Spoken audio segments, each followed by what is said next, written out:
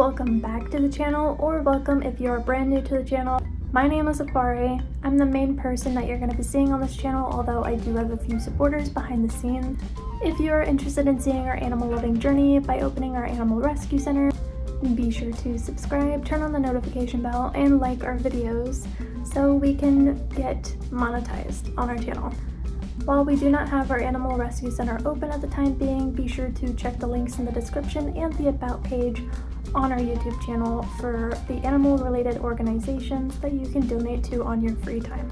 So in today's video, we're going to be covering what birds are universal symbols. So I decided to do this video because there are a lot of birds out there that are used for symbols, and I'll explain that a little bit more in this video. So I'm going to be covering mythological birds and real birds. The first bird that I'm going to be covering is the eagle.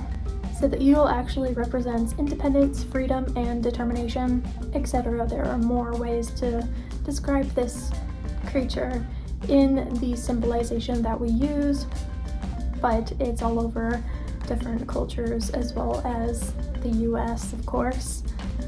Over 8 different countries use the eagle on their flag, and they're meant as good omens if you see one in the wild. Even Native Americans considered these eagles to be sacred creatures. Their feathers were used in different kinds of rituals in their culture. Next we have the crane.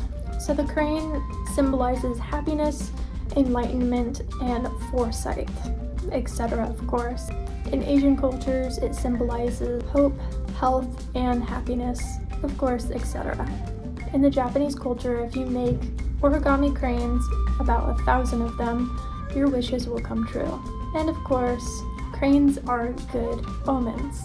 Now let's cover mythological. So this is the only mythological bird that I will be covering, and it is the phoenix. So the legend of the phoenix goes that the phoenix dies from a fire and emerges after 500 years from the ashes, which in other words represents starting anew, rebirth, or transformation. In the Middle Ages, the phoenix was a representation of Christ. In the Egyptian culture, the phoenix represented the figure Benu, which controlled the sun. The way that it controlled the sun was just the birth and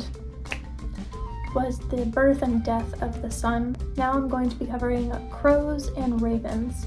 The reason I'm covering both at the same time is because crows and ravens are black. And we already did cover on this channel why black cats were considered bad luck. And this is about the same thing. Black,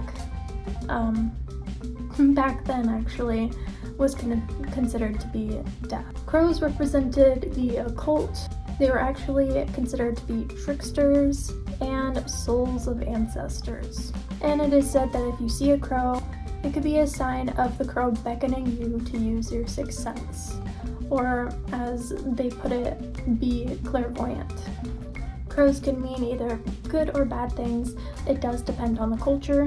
Bad is sickness and death, and good is guidance and wisdom. If ravens are seen in the dream, it is to spread wisdom and pretty much awareness. The next one is a stork, which are representations of deliverers for babies, of course. They symbolize a mother's love and a long life. When fishermen see cranes, they do think that they are going to get a prosperous catch, because whenever cranes are around the water, of course, that means that there are fish around.